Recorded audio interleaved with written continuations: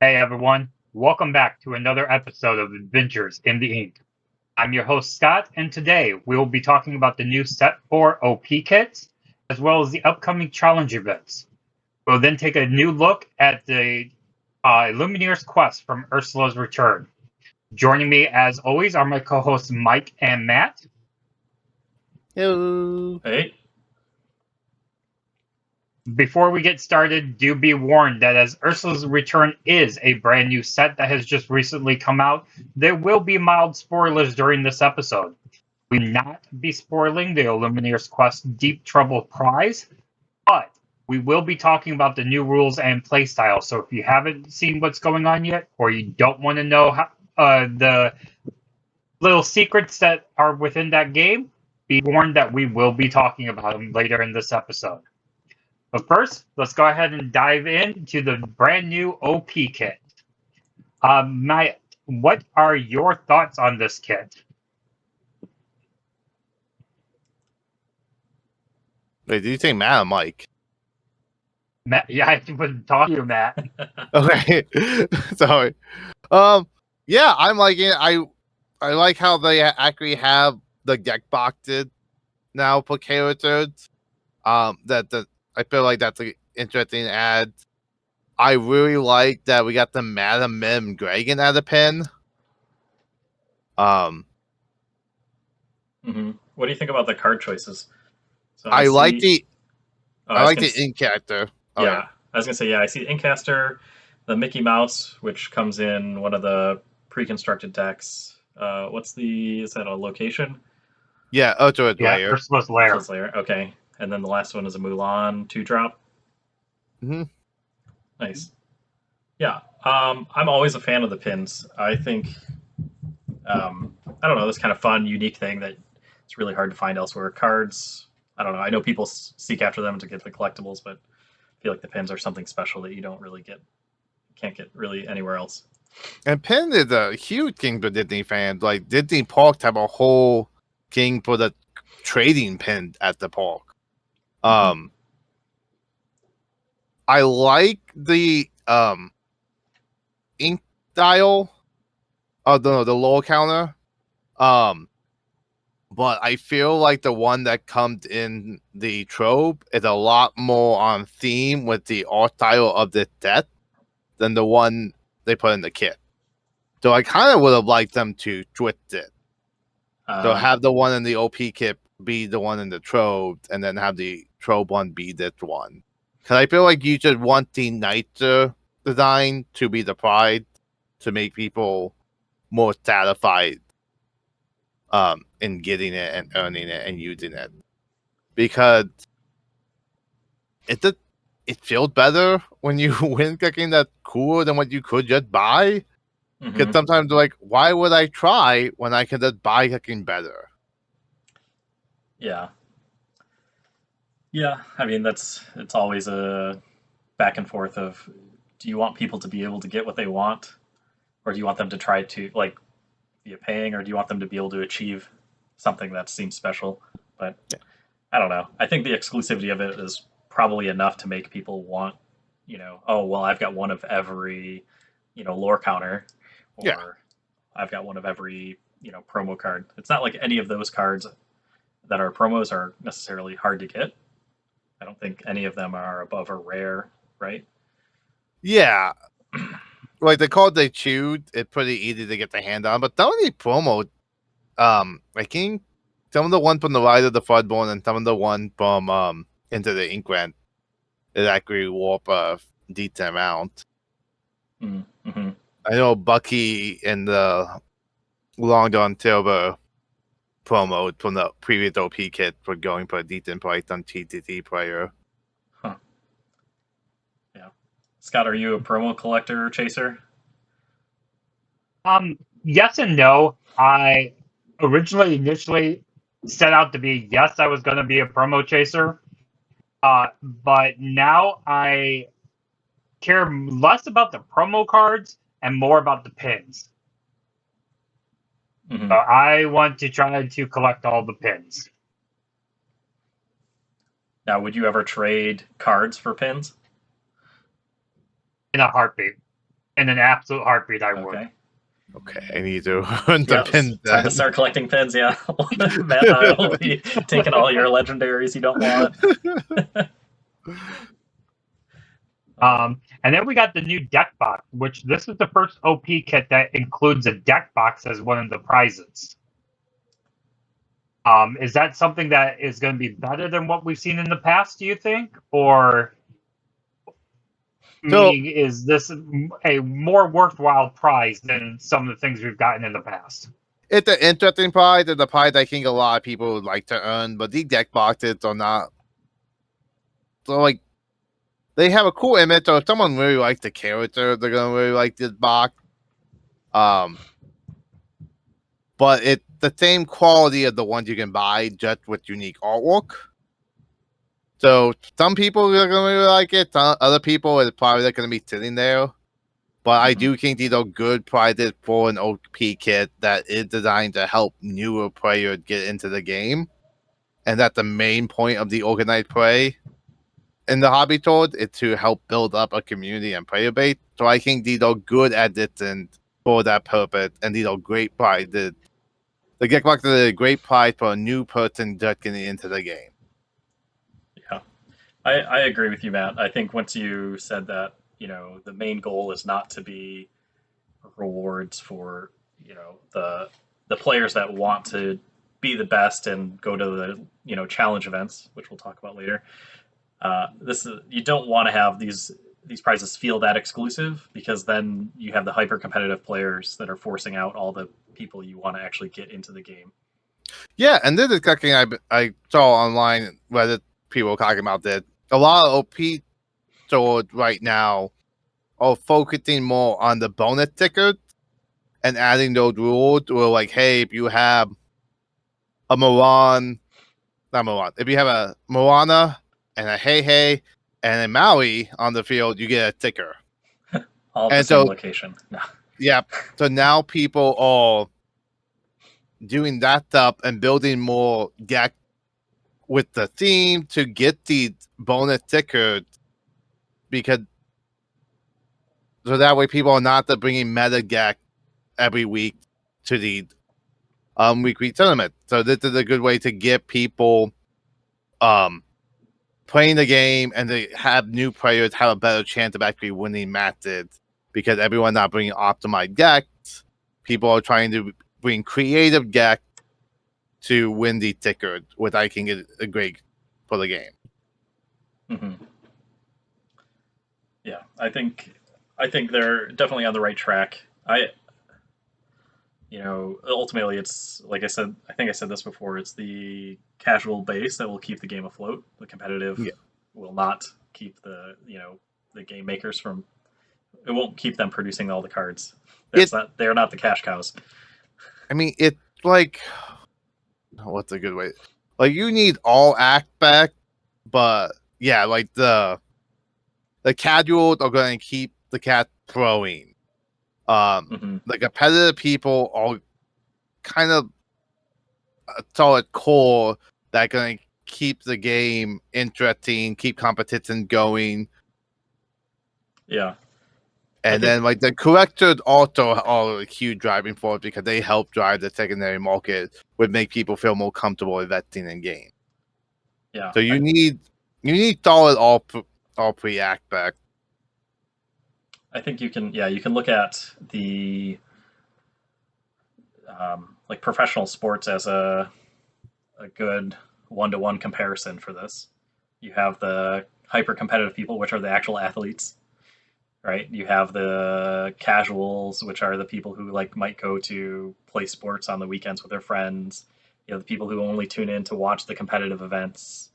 You have collectors who collect all the sports memorabilia, and all of those drive to a sports, being able to be sustained for more than a few years.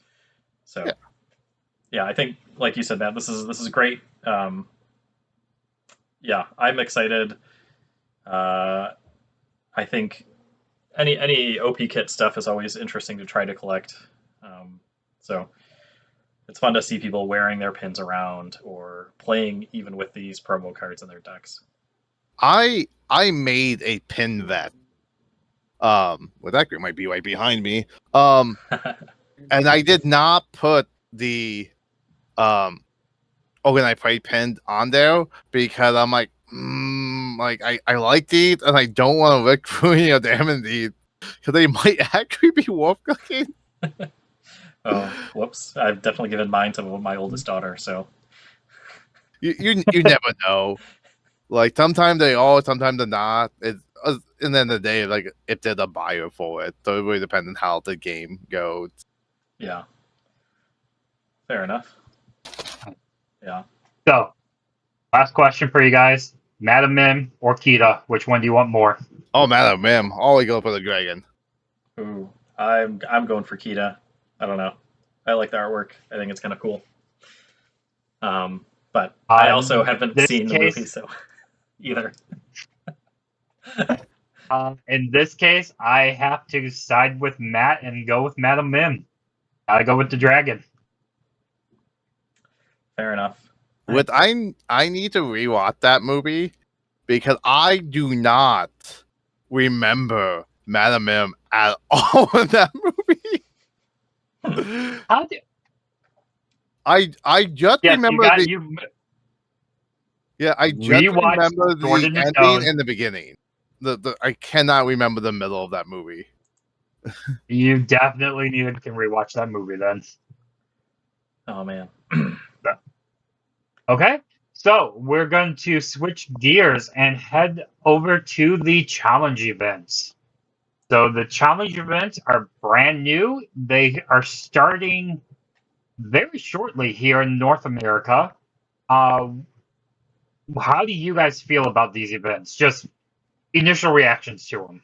Oh, I am excited for these. These remind me a lot of like the old Magic Grand Prix, and I think these are going to be good. This is what the competitive side of the game needs, and like we're talking about, like you need to balance all aspects of the game to really make it thrive, and this is a great addition. Mm-hmm. Yeah, I'm excited. I'm not going to be able to compete in any of them this year, I don't think. But just to see,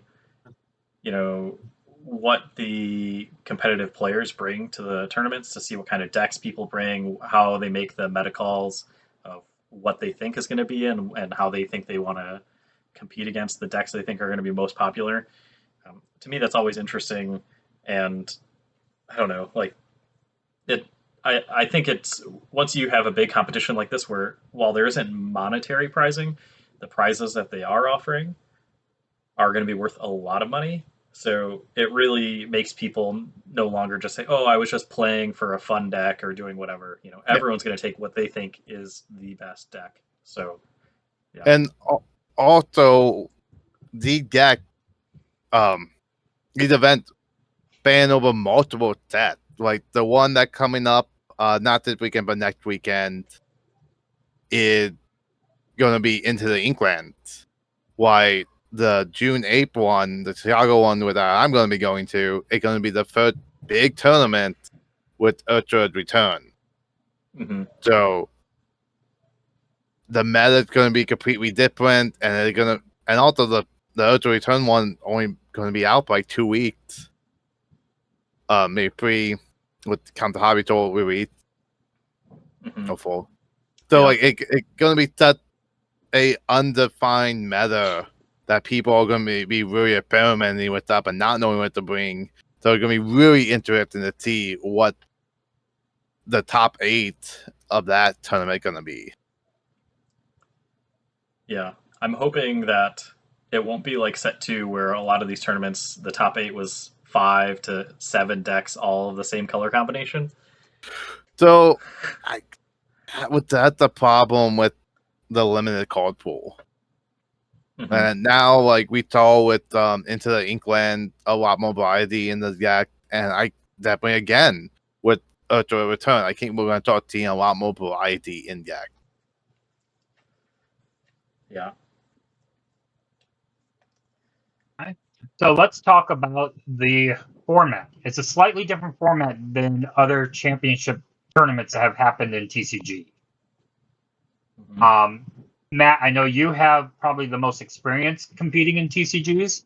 So you want to talk about how this new format varies and what's the good or bad that you see in it? Yeah, so the way it worked, it 2-game matched. At 45 minutes per match. What they're doing is the players are going to determine who get to choose what game they go first in, and then the other person automatically goes first in the other game. So if Mike and I are playing, and I win the coin flip, and I choose to go first, Mike is guaranteed to go first in the second game. So that they're going to allow people an equal chance to go first and second, to go first one game and then second the other. Because that one thing going on with this game is the statistically people are starting to see a higher win percentage in people who go first. And that mostly mirror matches. That's the big issue. That's where I know that.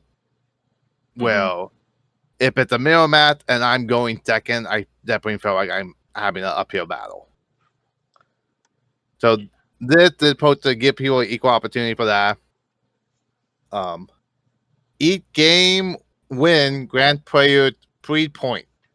If a player wins 2 games in a single round, they receive 1 bonus point. So basically, if Mike and I play and we both win 1, we both get 3 points. But if I 2-0 Mike, I get 7 points. Mhm. Yeah. And then looted and incomplete games will give you 0 points.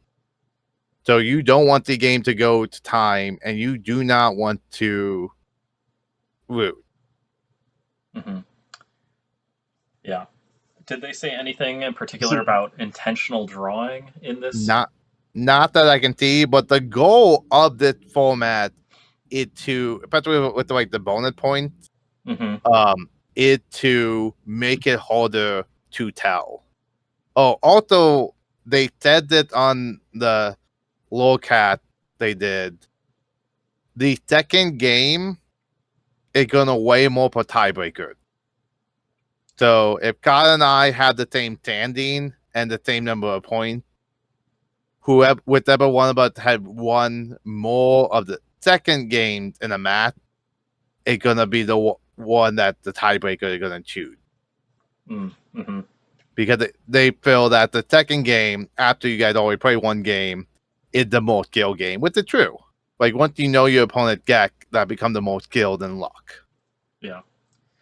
So does that alter for your strategy for Chicago? Are you going to, like, let's say you win the die roll, are you going to try to go first in the second game? Yeah. Okay, that's going to be your That- choice, you think? That's gonna be my choice. That was a very definitive yes. It's Yeah, like, no, I there thought was about no this. hesitation. I thought about this for a while. I definitely, and also like I find I win if it's not a mirror match. I find I do okay when I go second a lot of times. Mm-hmm. So I don't mind going second when my opponent doesn't know what I'm doing, and so it's harder for them to prepare for me. And also like potentially right now, if you know someone color combinations, you have a rough idea of what strategy they're going for. Mm-hmm. And by going second on turn 1, my opponent doesn't know what my deck is until I start playing cards and inking cards. So it potentially giving my opponent a chance to make moves and not really what I'm playing. Like, Mm-hmm. Yeah, no, that makes sense. I think I agree with your strategy around it. If you are, if you think going second is a disadvantage and the opponent knowing your deck is a disadvantage, you don't want both of those stacked up against you in your Yep. second game. You'd rather, kind of even it out a little bit and the second game is the warp more game. Like it warp more in the tiebreaker. If I win the first game, I want that bonus point. If I lost the first game, I want to get those 3 points. Mm-hmm. So because there is a slight benefit to getting a 2-0 instead of, just a straight, 3 points per a win. Does that change the strategy of the type of deck you would bring to Chicago or Atlanta or any of these other? Due to how little time and how little information we're gonna have from now to then, I'm going to bring the deck I feel the most comfortable with, and that's really gonna have to be the best king, because there's not going to be a lot of big tournaments. I'm not going to have an idea of what people are playing with other than what I encounter playing games at local top and what I encounter on Pictoboard. So, and because and then one of because of the challenge events are pulling people from all over the country, and the fact that, well, maybe even 2 countries, and like we'll probably get Canadians. Especially in the Chicago one. Yeah. So I really just, and then Pictoboard is all over the world. So like who I'm playing on Pictoboard, good chance they're not gonna be at Chicago. So it really does depend. Like I think some of the ed that I had at the Into the Ink Challenge championship was because I was kind of familiar with some of the local players and I knew what deck they would bring in. So that helped me knowing that, like, okay, so these are the decks I have to make sure I'm able to handle. Mm-hmm. Yeah. And also that meta was a lot more defined by the time of that event. Sure, yeah. You're going into the Wild West. Yeah. So I say go wild, bring something completely rogue, don't do the broom deck. But obviously I don't have my money in the game, but yeah. It's No, but we'll gladly spend Matt's. Yeah, right, Matt. Spend your money. bring meme decks just to get on camera. Oh man. To bring 99 puppies, somehow making it the top 8. The queue all gets it. Yeah. Hey man, someone was saying make it 99 puppies with was it Bruno, the new Bruno card that you reveal the top card of your deck and you can get 3 lore. Just like a lot. Bruno, Pegida, and Jojo's hat. Yeah. People were saying make the really good 99 puppy deck. That's kind of fun. Okay. So, before we move on past the challenge events, last question for you both is taking a look at the grand prize for the challenge events. You get a challenge trophy and a full foil set of the current challenge legal set, including all of the enchanted cards. How much is this a worthwhile prize to go after? Well, honestly, like I think the biggest prize that's gonna be the most money is the top 8 prize. The serialized Mickey Mouse Brave Toasted. This is what I think is where the real money gonna be at. I think the fact that only 8 people are getting one, each one are going to have a unique number. So you're gonna drive some serious collectors to try to collect as many of these as possible. I think these are probably the closest thing we have seen so far that are gonna get close to the D23 promo prices. Are those? And I think they're less than the D23 promo, so I think that they're gonna be the one. I think these are gonna really skyrocket in price. How what many... I'm hearing, Mike, is. Go ahead. So what I'm hearing is this is what we're going to spend Matt's money on. Yeah. So they haven't revealed the card itself yet, have they? They have not. Like? So we don't know what it looks like. They just said it's Brave World Tarot. But again, I don't think it matters what it looks like. It could just be the normal Brave World Tarot. But the fact that they are putting a serialized number on it, and that, like, how how many challenge events are there? So I think there are There 10. are 1, 2, 3. There's There are 6 in North America and 4 in Europe. Yeah, so there's only going to be 80 of these cards, and they're each going to have a unique number. The 100%, I think these are going to be, and like, if the event had less than 1,000, they're only handing out 4. Less than 1,024. Yeah, they're only handing out 4 with again. So there's only going to be anywhere between 40 and 80 of these. yeah. And I think top 8 is what you're choosing for. Everything else is going to be a really nice bonus. I think the real money is the top 8 prize. So speculator in me says, if you don't get top 8, but you're friends with someone who's top 8 and they're looking to offload this, how much would you be willing to spend on this card? If you had, let's say you had the money, you weren't worried about paying rent or whatever else, like,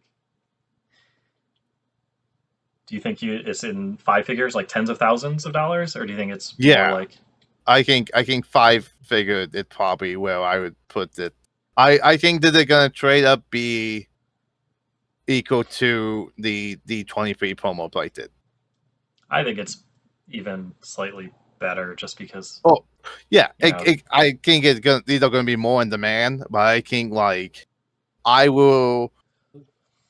I'm not gonna be surprised when I saw team these go for over 10,000, and I think that's the low end. So, yeah, this is hyper speculator in me. If this game has a 30-year history, like Magic does now, do you think these cards are going to be like equivalent to Power 9, like rarity value, or more or less? That's super hard to tell, but probably more. Like I think because of the fact of how little these are, because Power 9, there's more than 80 of them out there. It's true.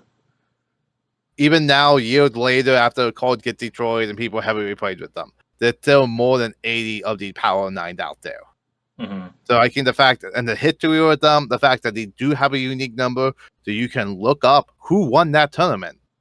So I think these are going to be huge collector items. I think this is like, you tell you're buying a car. Well, Matt, no pressure if you make top 16 and you're trying to see. Yeah, no, like in the top 16, like this is gonna be the high threat match. This is the match where like this is like when you got the top 8 in a challenge event and you are competing for the tip. Yeah. Like this is the pressure match. Well, if you need to hire security, let me know. I mean, I will protect you, but Yeah, I'm wondering like, hey, can I just give you my address and you just mailed it to my house? So he's not walking around Chicago with this stuff. Giant target on your back. Just need to. We'll get you like a disguise that you can walk out of the venue with, so no one knows it's you. Trench coat and hat. Yeah, man. Yes, because that'd be strange in Chicago at all. Yeah. Yeah, but like, so go back to the Wizard of question, Scott. The full foil set of the current legal set, so like the Chicago one, that's 4. So that's going to, I would say that's going to be a couple, like, I would say anywhere from $2,000 to $3,000 on the low end.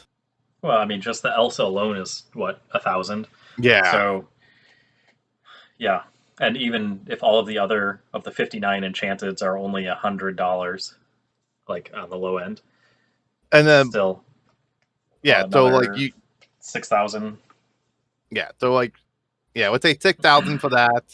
You're also getting the top 4 and top 2, so you're getting 2 the placated for each of those. So that's 4 the placated of the current set. So that like there is gonna be about. That's $1,000, right? That's 8 boxes. Yeah, that's $1,000 right there. Plus all the other promos and stuff. So like, yeah, I think whoever's winning is probably walking out with a minimum of like $10,000 in prizes. So what you're saying is Oh, I should pocket change. drain my bank account and go make offers for these people if I want the cards. Yeah. I don't know. Yeah, I You still have definitely two think. kidneys? I mean, you don't need two kidneys, right? Hey, you have children; they only need one kidney. Jeez. Oh no. Yeah. So Moving on. right. I do want to talk about do a quick go over what side events are going to be at T-Team, because if you did not get a ticket to actually compete in the tournament and you want to go support your friend, there is stuff for you to do. So we only have the information for the Georgia one. They are doing a multiplayer challenge, a teal deck challenge, 6 ink free team challenge, a taller deck challenge, constructed deck challenge. With the Georgia one, the constructed deck challenge is going to allow Ursula Revenge to be in it. The Twitch draft challenge, a villainous challenge, which I could not find information on what that was. I need to do more gigging. And then a learn to play demo set in. So there's a lot of nice things to do if you're not in the tournament or you get knocked out day one and want to hang out and do stuff day two. With these, if you win, we'll get you pride tickets, and the pride wall. Let me find that. It's gonna have booster boxes of the Ultra returned and all the stuff that goes on with it. It's also gonna have a Lorcana challenge T-shirt, brim hat, logo flat brim hat, pride wall recruitive prey mat, of the Cinderella Southern Heart foil. And then they're gonna have the other prey mat from Ultra Return. It's also gonna have the Rapunzel Gifted with Healing and Cinderella South Heart challenge recruitive alternate artwork that's non-foil. And then Really? yep, and then promo randomly selected from set 1 to 3. So you're saying like the full art that they're offering for the competitors, they're having non-foil versions of those? Yep, that you can win Wow. from the side event, and also the top event get the prize ticket to get this stuff. Wonder if those are going to be just as rare as the. It depends on how much prize ticket they hand out and how much prize ticket it costs to get the promo. Mm-hmm. But I really liked it because it gives the people who were unable to go clicking to walk forward to, like, if I end up getting any prize ticket at this event, I am going straight for that T-shirt. I absolutely want official Lorcana merchandise. I do too. I don't blame you on that one. I mean, So to fill you in, Matt, on the Disney Villainous challenge, that is going to be similar to the Disney Villainous events that have been held at conventions in the past, like Gen Con. It's the other Disney board game by Ravensburger. Okay. So it's basically you're playing Disney Villainous, basically multiplayer Swiss tournament, win Villainous, move up to the next round, just like in the TCG. It's just on the board game Villainous. I didn't know that. I own that game. It's a great game. Yeah. It's I actually am using Villainous as hope for Lorcana as to what characters we might be seeing in future sets of Lorcana.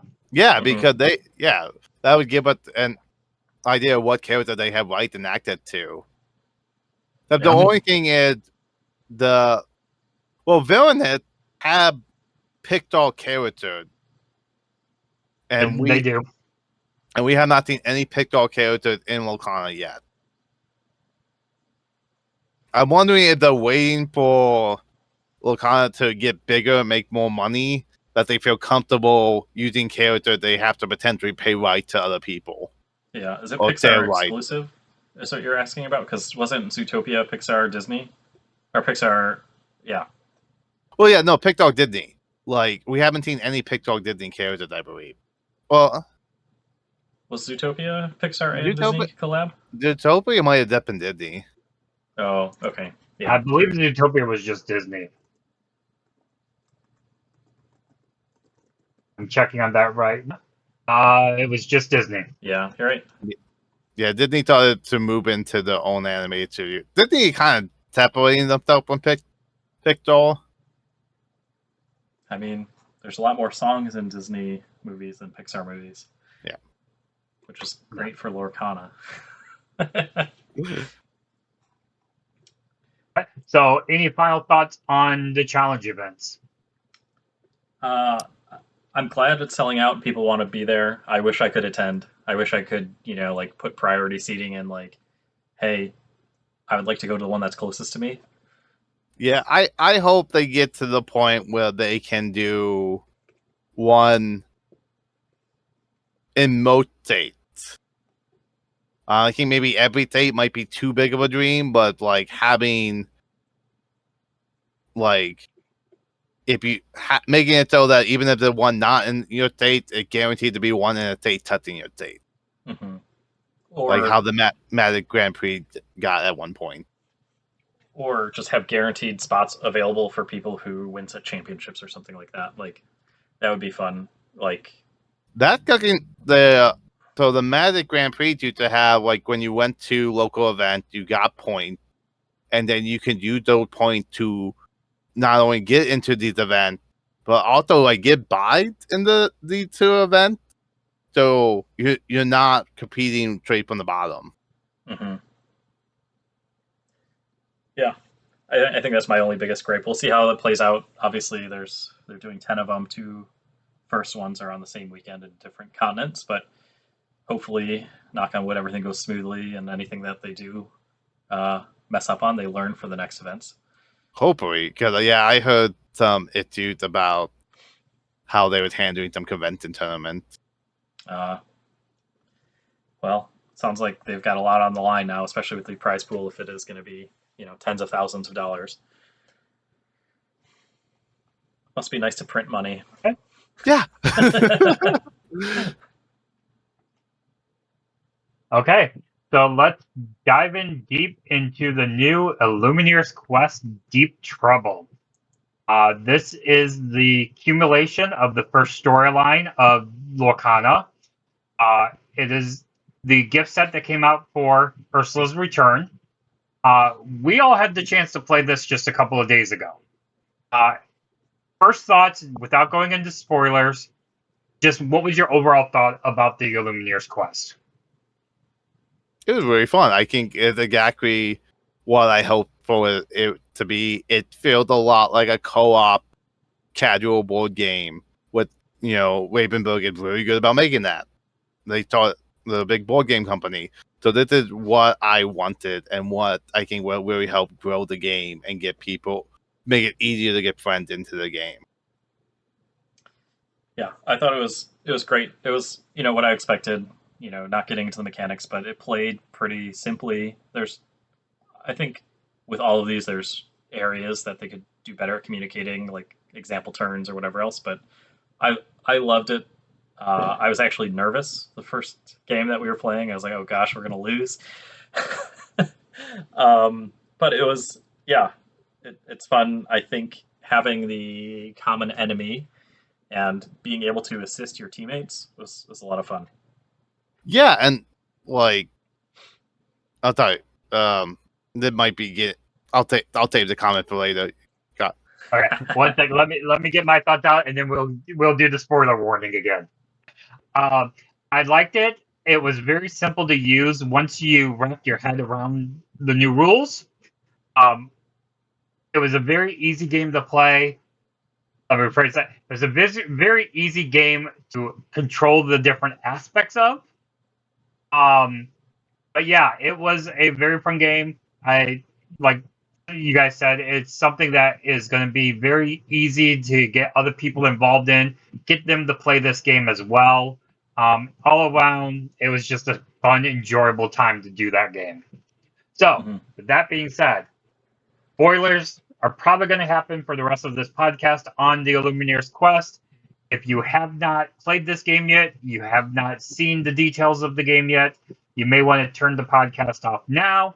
But that's our call out. Spoilers, we will be going into some of the secrets of the Illumineer's quest. But again, we will not be spoiling the prize card from the end of the game.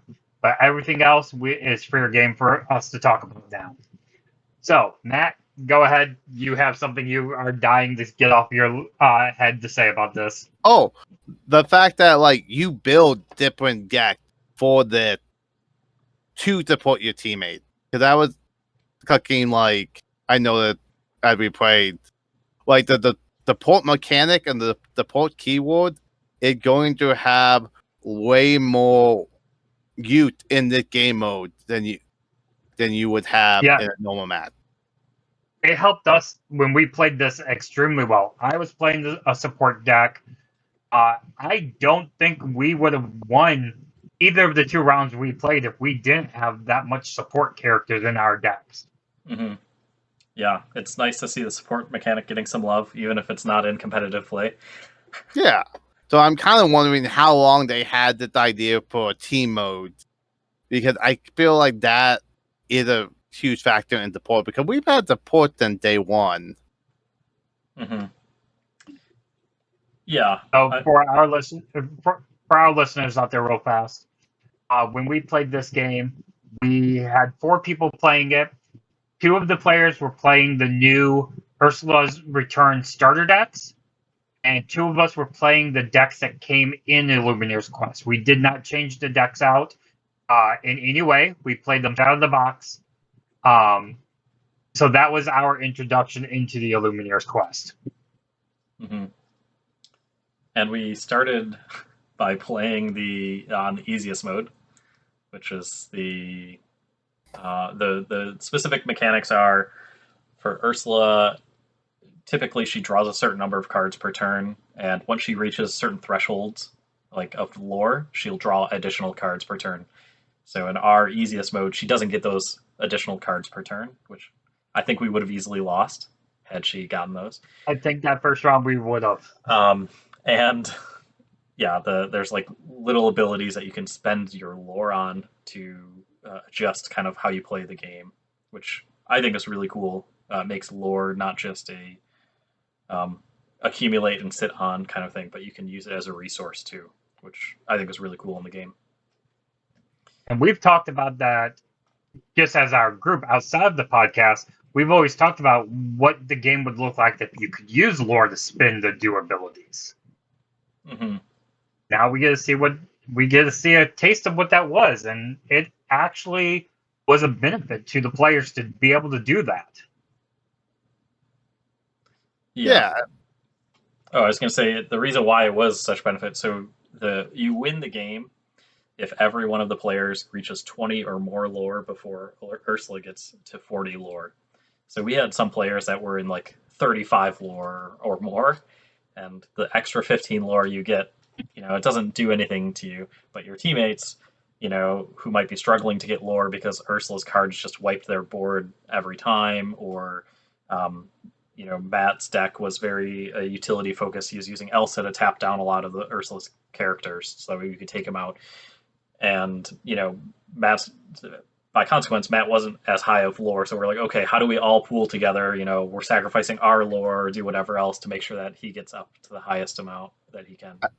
At one point, it was just like, God, like I'm at 29. And when like I'm at 28, Mike was like, I'm at 21. And I'm like, I'm at 5. And then I think immediately Ursula draw the card that made us all lose lore. Went down to 3. Yeah. So we go over the basic gameplay, so the listeners who haven't played can get an idea of how the game actually plays and how Ursula works.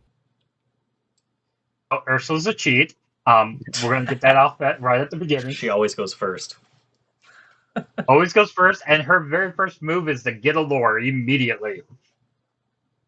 So Ursula starts with 1 card already on the field. and then her rest of the cards are randomly shuffled. That one card on the field, it's always the same card. It always starts off on the field, and it always starts off giving her a lore immediately. So yeah, she cheats. I'm gonna just throw that out. She's a cheat. Yeah, and so yeah, the way the card, the kind of individual turn works is that Ursula, she has any cards that are out in her battlefield or like out in play, she uses from left to right. And so if it's a character, she'll exert them. If it's an item, she'll do what the item says, exert it. And then she will draw cards based off of the number that the draw kind of icon is. So if you're playing like a 2-player, I think it starts out as 2. But when we were playing 4-player, she started out at 3 and then would get bonus draws when she reached 10 and 30 lore. Yeah, so you draw out the cards and then you reveal them one at a time. And each card is just like a normal card. It has a amount that it costs to play. And if Ursula doesn't have enough ink, that card gets put into the inkwell. If she does have enough ink, she plays the card and doesn't exert her ink. So if she's got 8 ink on board and she has 4 cards in hand and each of them costs, 5, 6, 7 ink, she can play and use all of them. Again, Ursula cheats. Yeah. The unique thing about Ursula, outside of her action cards, her characters do not attack. Her characters will always quest. Did you say that we didn't run into it, but I thought you said there was one that had reckless, maybe. I thought there was one, but there was a couple of characters that we didn't go up against, so I'm not quite sure. So I didn't dive deep into the ones we didn't go up against yet. But there was quite a few cards that we were drawing them at the beginning with high ink, so they got inked, and so we just never saw them in play. But also the way for a player to give the character electric, and then if the characters have electric, then they will attack instead of questing. Mm-hmm. And that choice actually gives power back to the players. They can choose which character Ursula's character attacks. I think if you're playing on the extreme difficulty mode, there should be a house rule where you have to choose the most beneficial attack for Ursula and not for yourself. Not be like, oh, they attack my whatever character that automatically trades. Speaking of house rules, I saw a debate on people saying whether or not you should be playing where you can get more than 20 lore or not. Some people were saying that they felt like you should cap out at 20 and you should not go past that. I think it would make it more difficult.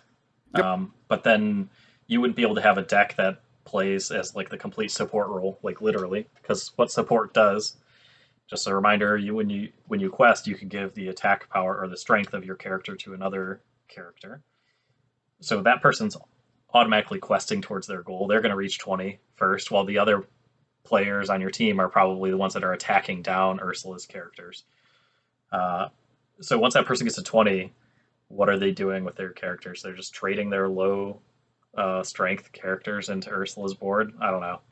Yeah, I definitely think it's against the game design to cap out at 20. I think so too. Those would be the players that would spin the lore for the battleground abilities that turn, and then they'd have to build it back up the next round. Overall, I think Matt's right. I think the game is designed for you to be able to go above 20 lore. Yeah. It'd be interesting to see what kind of, I'd like to see some people try to do the 4-player versus the extreme, on the extreme difficulty against Ursula, and see how much fine-tuning you need to do to actually beat her.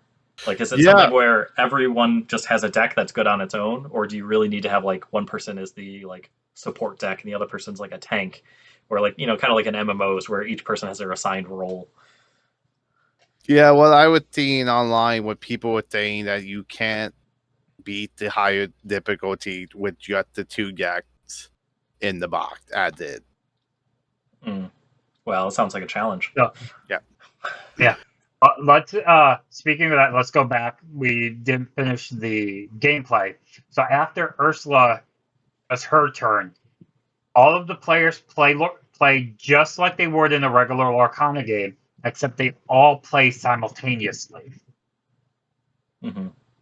So that's where knowing who you're playing with and knowing what decks they're playing with comes into a big play. And I think this is also where it becomes kind of a house rule. How difficult do you want it to be? And Matt brought up, in other game modes, you're not allowed to tell people exactly what's in your hand, but you might be able to say, like, hey, I've got a song that I really want to sing. Does anyone want to help me? Rather than, because it makes it weird with the sing together mechanic if your allies can sing the song with you and you're all doing it at the same time. I think we did pretty okay. Like, we wasn't showing each other the hand, but like we would be like, hey, I can do this, or I can play Mob Song if people want to contribute to it. Because my biggest issue is, like, this is one of my hotcakes, but the board game Cato Panic, I really dislike. But that's like one of the most popular co-op game, because every time I play Cato Panic, I'll play with like 4 people. You play open hand. You have 2 people who are new to board games, who have no opinion and just here for the ride. And then you have one person like, okay, we're gonna do this, we're gonna do this, you're gonna play this card, you're gonna play this card. And it's really just like, it's only one person playing the game, like everyone else is kind of there. And that's a game that I don't think it's really fun. I feel like each person should be playing the game, and you want to make sure that the person is making the decisions and learning to play and contributing in their own way, and then not the one person telling everyone what to do. Yeah, it's in board game circles they call it quarterbacking. Yeah. You have, it's a co-op game, but it's really just a solo game where one person plays alongside their friends who happen to be holding cards. So yeah, I would advise against that. Even I would say that there are times that when we played, I was like, oh, I don't know if that's the best move, but allow people that you're playing with to make mistakes, because that's how you learn. And it's more fun if you cut it close and you lose than if you just stomp the easy mode Ursula, which by the way we didn't. She was at like 37 lore or something when we won. Even the second game, when we moved up difficulty, she still almost came close to winning. Yeah. And that's how a lot of these like AI decks are. It very much like they get a huge advantage early on, and you really have to quickly build up, and you just have to kind of get over that hump.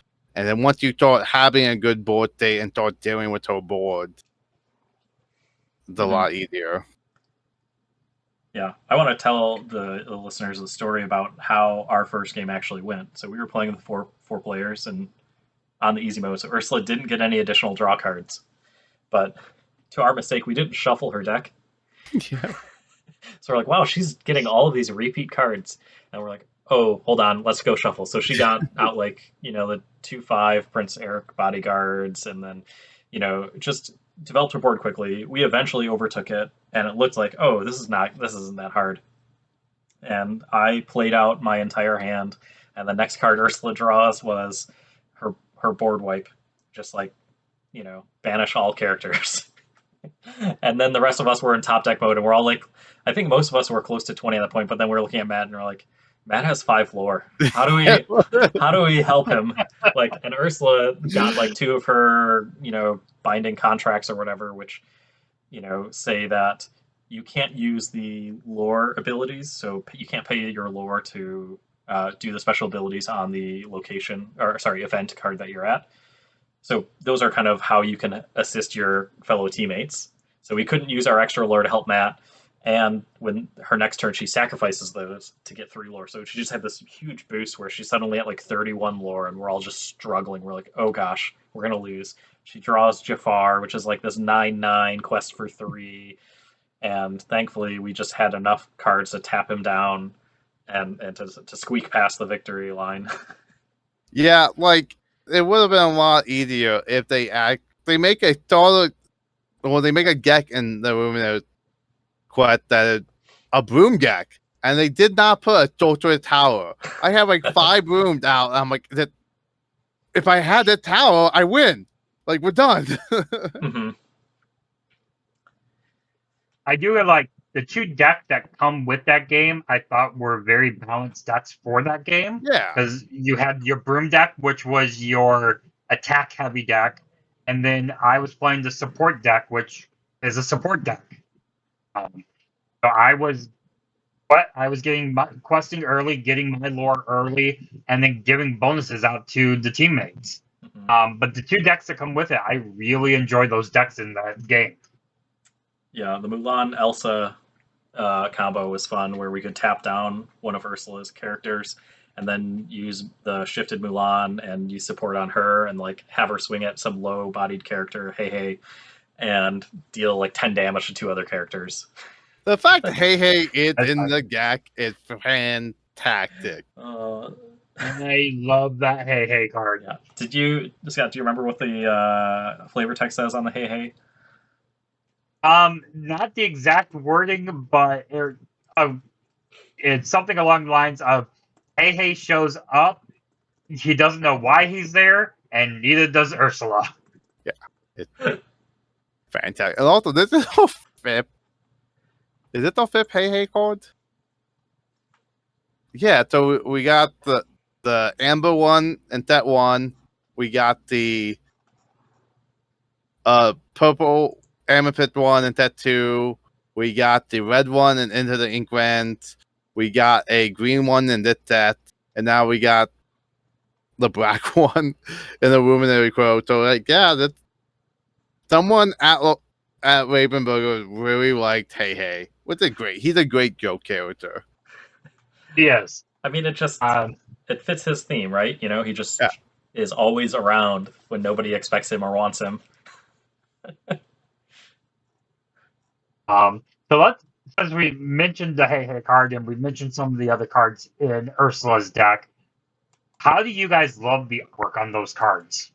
Oh, they are fantastic, and I like all the same theme. So they're all like a very gritty version of these characters that empathize.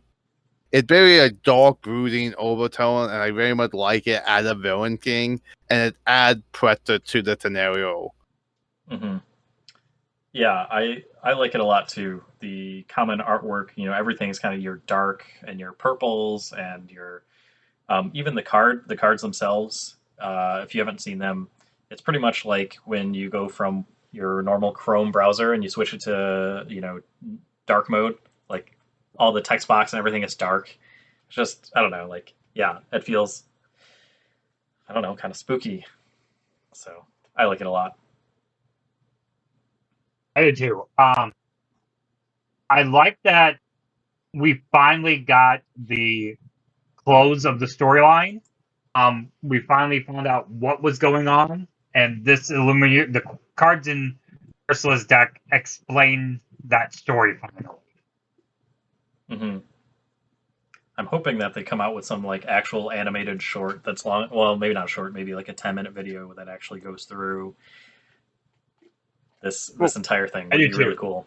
Well, back like I know. that would be cool, but wait, we need a TV show, and they can easily make this the first season of the TV show of the story between from the first chapter to the Luminary Quest, Deep Trouble. Like that is a good first season. Yeah. For the listeners out there, if you don't know Matt's constantly talking about Lorcana should have a TV show. It's made by Disney. Disney have the platform. Like Disney can do this. Like all the major ones have it. It's the brand's always on here, but like Disney needs to make it the TV show. Yeah. They've got the storytellers. They've got the animators. Yeah, they definitely could do it. And if hopefully these, set challenges, how fast the Illumineer's quests have sold out, will tell them that there is a base of people who would pay attention to it. Yeah, the only thing is like I'm worried about is the two main designers of the game are from Magic, and Magic is super bad about putting out lore for a game. Like you get like a novel every once in a while, but there's so much little lore that comes out of that game. Yeah. Maybe it's just up to the fans. Be like, this is the unlicensed Lorcana story as told by. I don't know. How much trouble can you What? get in for that? As long as it's fanfic, you're not making money off of it. You can get fined. Like if you're making a Tumblr and posting stuff and making no money, they can't get to you. So, what if you put it behind a Patreon paywall? Is that considered making money? Patreon weird because Pixelborn, which we haven't talked much about on here, does have a Patreon. But it's So I completely think, voluntary. yeah, so it Oops. Matt cut out a little bit. I was gonna say I think we lost Matt. Well, in the meantime, I'll try to say what I think Matt was going to say is that Pixelborn, while being a free client and the owner purports to not earn any money from it, they have the option to help pay for the servers to run Pixelborn because obviously all the internet traffic costs money to run. So, hey, looks like Matt is back-ish. But, Back-ish. yeah, so while he doesn't exactly, it's not a pay Hey, Matt's pay to back. play. It's more of a pay to support the free product that you are getting, and any extra, they give the money to donations that the users who are Patreon subscribers choose, which is pretty cool. Actually, really cool. So, Yeah. sorry. Yeah. It's a not to use another ocean term, but it's murky waters. So Yeah. we'll leave it at that. Yeah. But anyway, so they definitely need to make a show or some sort of comic or something related to this. I think it would definitely satisfy the need for a lot of people, but also allow them to merchandise even more. So yeah, with the Mirrorverse, that mobile app game, that getting a novel. really, It's getting a novel. It's getting a graphic novel. It had action figures. mm-hmm. So yeah, Mirrorverse. They did really well with Mirrorverse. The action figures didn't do very well, but they at least merchandised it. Yeah, Mm-hmm. toys in general that don't do as well nowadays. But No, yeah, I can't say anything. I'm actually staring at 4 of the Mirrorverse action figures right now. So, so I can't say anything. I did buy 4 of them. I mean, Yeah. but I saw a ton of them in Crow department at like GameStop, and last time I went to Ollie, that Overstock store, they had a bunch. Yep. I was just at a discount store today, and they had some of them marked down there as well. But yeah, I feel like then other Disney properties all getting this up, and with how popular Lorcana had been, I think once Ravenberg start getting a better grasp on actually running it, where everything is pretty routine, that's when we're starting them abandoned. So Mm-hmm. right now, like this year, we got the tournament, and they're trying to get the tournament scene up and going. And I think once they get the tournament scene on a pretty much at the repeat schedule, we're like, okay, here's all event, we're just gonna we know how to do this. Then they can start expanding into doing other stuff. But yeah, we need. I really hope to see a more globe in the lore, and this gives me hope because they seem to they're put in the lore. They seem to be really caring about the narrative. People are trying to get really interested into it.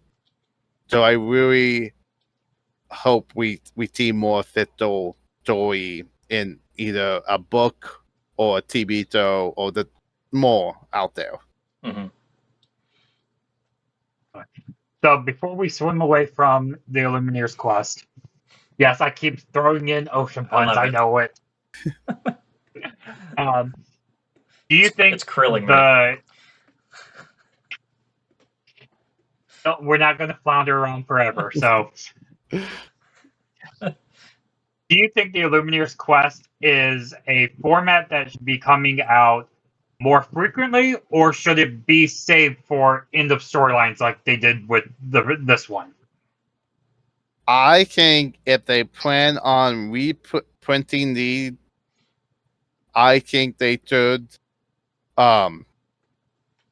If they're fine with reprinting these specific ones, then they should at the end of story arc, like maybe once a year we get a new one.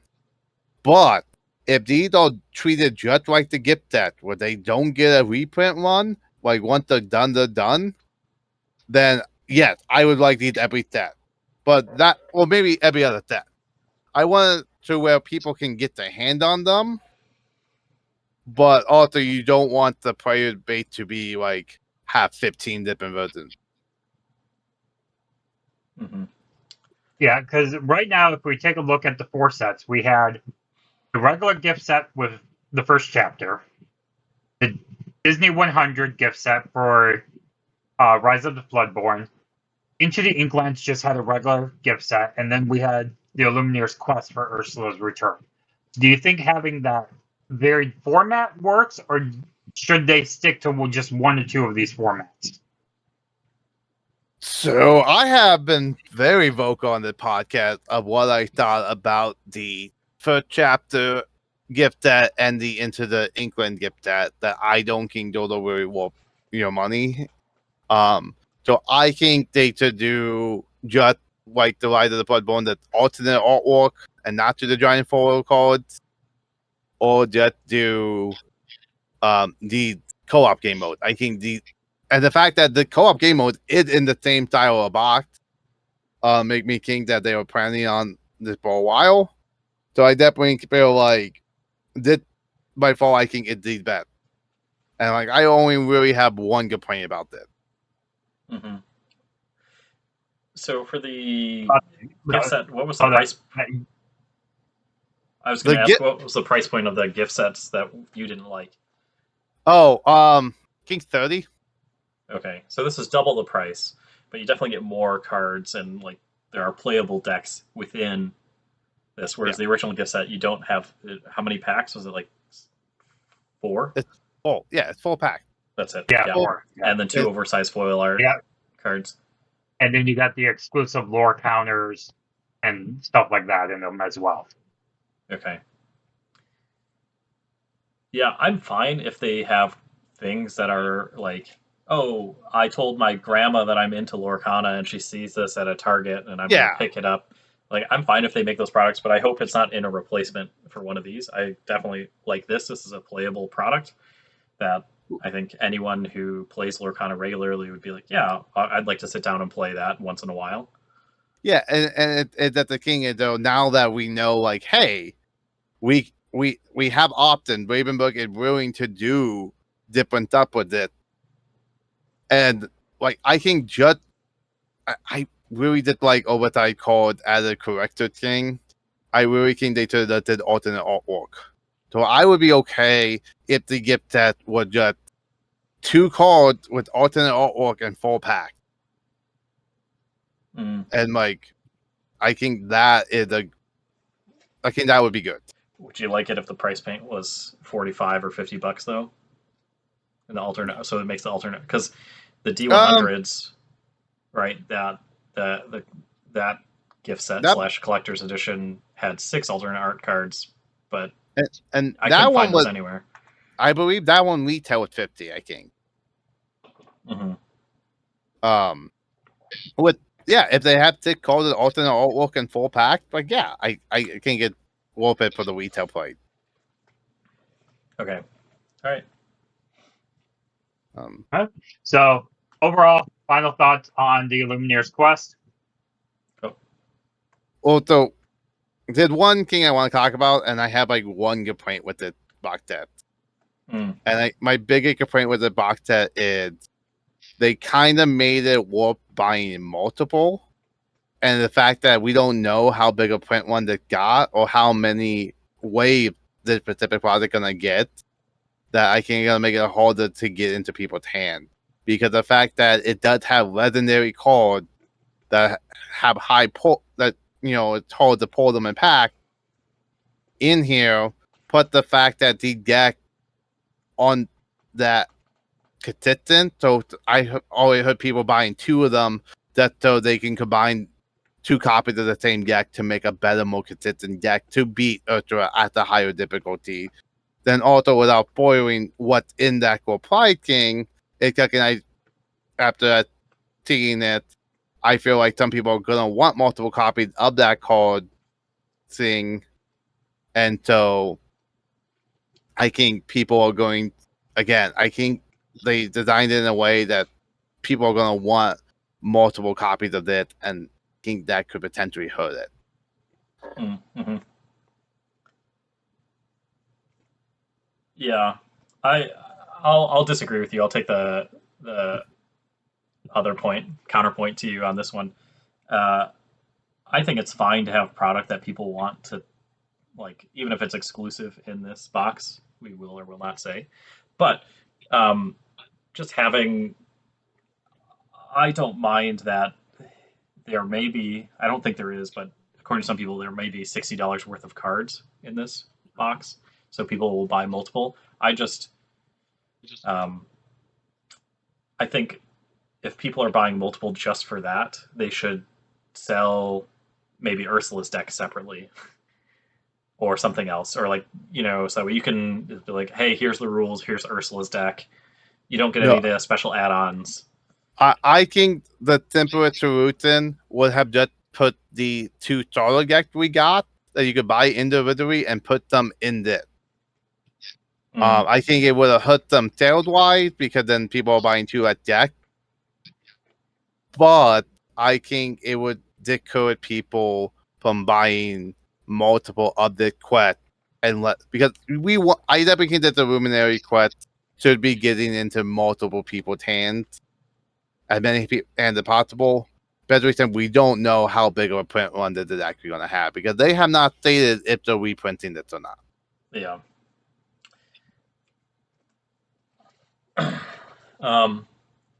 I would like to see it do every 2 sets. I don't think every 4, and I don't think every set would. I think every set would be too much. But yeah, I think every 2 sets is 6 months, but I think at least once a year. I think at least once a year is what I would be happy with. But I would definitely like them to maybe do a second or third print one of them. That's to guarantee everyone who wants this specific one have an option to get this specific one. I would love to see the Illumineer quest be once a year. I think putting more out than once a year is going to take away from the Illumineer's quest, and it's not going to make them as fun to play, because right now it's a unique version of Lorcana. It's something different for us to play. If they bring out too many too fast, I think it's going to go along the lines of a lot of different games where it's just like, well, that's an option we can do, or we can do this, or we can do that. So doing once a year, I think, is the best bet. I do agree with Matt that I think they do need to do something different with the gift sets each set. Because for me, I do like the oversized cards, but I would be okay with them doing alternate art even more. Mm-hmm. Well, so Matt, final thought in Illumineer's quest. Oh, it's fantastic. This is a great addition to the game, and I hope I'm hearing nothing but positive feedback from it. So I very much look forward to them continuing on with the Illuminary quest down the road. Yeah, I would say for me it's a 4.5 out of 5. I think overall it's great. I think there's definitely a little bit of room for improvement, but I mean, the style is great. The fact that it ties in the story. I was thinking about this as a beginner product. I don't even know if I would probably put it as an intermediate product. You probably want to teach someone to play the game before you throw them into this. But so yeah, Pokemon have 3 levels of like tools for people. So like a taller deck can normally run the play deck at 1 tall, and then like a fully built deck ready to go out and play is like a 3 tall. So this would probably be that tutor intermediate, like you know how to play, but you're still learning. Mm-hmm. Yeah, overall, I think the Illumineer's quest is a great addition to Lorcana. It's like I said, it brings us another format that we can play besides just we now have 1 versus 1, we have multiplayer, we have drafts, now we have the Illumineer's quest. So when you're with your group of friends, you have options on how you play this game now. So it's making it so Lorcana isn't going to become stale anytime soon. The other thing I liked about this, and this is just for our personal, how we did against Ursula Friday night. I've talked to other people that played this game, and they all said their experience playing the game was very similar. She came close to me almost every time. Mm-hmm. I mean, So I'm glad it wasn't just us. I read reports where people lost 2 or 3 times before they actually figured out how to win. And I can see absolutely how people could lose against her very fast. Especially if they were just playing the cards in the Illumineer's quest and playing 1 or 2 player. I think just because we had the 4 people playing, we had a slight advantage over her. Mm-hmm. Yeah, So it'll be interesting to play it with just 1 or 2 people. Yeah, I'm excited to see. I think we'll play it a couple more times throughout our league nights and stuff like that. Well, hey, we still got levels 3 and 4 to play against her still, so we're gonna have to play at least 1 more night. Like I'm meeting a friend to help him build his first deck, and I would plan on playing it with him tonight. Nice. Yeah. Well, there you go. So okay. So that was the Illumineer's Quest Deep Trouble. So before we sign off for tonight, let's switch over to our card of the week. The card of the week this time is coming to us from Ursula's Return. This is the Cinderella Melody Weaver. She is a 5-drop inkable card. She has a strength of 1, a willpower of 5. She's a Dreamborn, a hero, and a princess with a lore cost. She can quest for 2 lore, and she has the abilities of Singer 9, which means she can sing a card up to a 9 cost. And her beautiful voice, which is whenever this character sings a song, your other princess characters get +1 lore this turn. And the artist is Miss Tanya Solar, I believe is how you pronounce that last name. So initial thoughts, Mike. Just mechanically, I think this card is great. It's 5 cost for 1/5, quest for 2 is a little understated compared to some of the other, like Moana or other 5 cost princesses. But the fact that she's a add-in to princess decks would be amazing. There's 2 good songs: the Family Madrigal that she can sing, and if you're making a Amber Sapphire princess deck, the Dig a Little Deeper, I think she can also sing. So I'm excited. I'm probably going to bring back my Amber Sapphire deck because of this card, assuming I can get 4 copies or 3. I'd probably run 3 copies. I don't know if I'd run a full playset, but just kind of hit that mid-range kind of princess deck. Honestly, I feel like she's going to be great in Tail Kong, and I kind of want to mess around with Tail Kong between her and the new Ariel. I think that's going to give new life to Tail Kong, and Tail Kong is already running a bunch of princesses, so they're going to do well in there, singing song, giving all the other princesses you have in that deck +1 lore. I think it's going to really help speed up Tail Kong's victory. And with that, and also with like Mob Song, with big like her and one other character can just sing, I think it's gonna be really useful. Yeah, to me, she's definitely designed for the sing together songs, since she's being able to sing such high cost. Anybody who's running a song deck, you're going to see this card in there, guaranteed. Hmm. Yeah, I'm excited. I don't know if I would play this in a draft or not. Probably not, just because I probably wouldn't pick the Sing Together songs.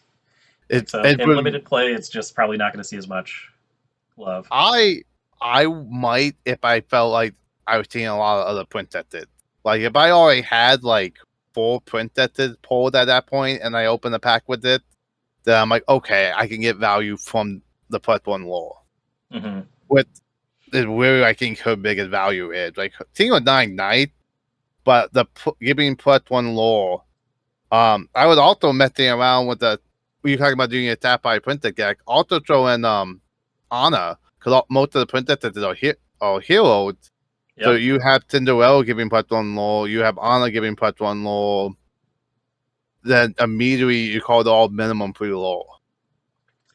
which is pretty good since most of the princesses typically have at least 2 lore on them to start. Yep. So, everything's, 4 or 5. You ready them all with a Moana, you know, or you play Akita and just say, okay, good luck. Hope you can deal with my board. Yep. So, yeah, I'm excited. The uh, We'll see. I don't know. I think in Steel Song she might be a little too slow. Because typically Steel Song you play a lot of low to the ground characters, right?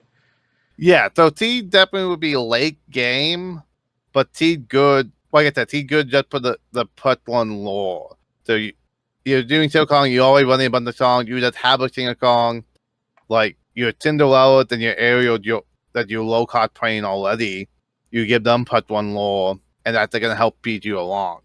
Okay. Yeah. And I like that she's inkable, obviously. Yep. So, Scott, what do you think about the art? The art's fine. She comes directly out of the reimagined Cinderella version of Disney. A lot of people don't realize that Cinderella, from how she appeared in the original movie to the artwork she appears now, they changed her dress in. So this comes from the newer take on Cinderella, which I'm okay with. Uh, Having her be a singer 9 is fine for Cinderella. Unlike a certain redheaded mermaid, Cinderella actually sings in her movie more than once. She actually has 3 songs in Cinderella. So having her have a high sing cost, I'm fine with. So overall, this character card, I could even take away the Dreamborn logo and even just call her Storyborn. I would be okay with that on this card. So yeah, I like this card a lot. Coming from the movie, come for the game, I don't see any issue with it. So, final thoughts? I think it's a good call. I think we're going to see people actually trying to play her. Definitely in the beginning. I don't know how they're going to look at the end of the set, but I definitely think early on, with especially the new thing together, we're probably going to see people actually playing with her. Mm-hmm. Yeah, I would say she's in a color that has a hard time dealing with aggressive decks or decks that go wide. So hopefully you're pairing this color, princess, with things that can deal with those.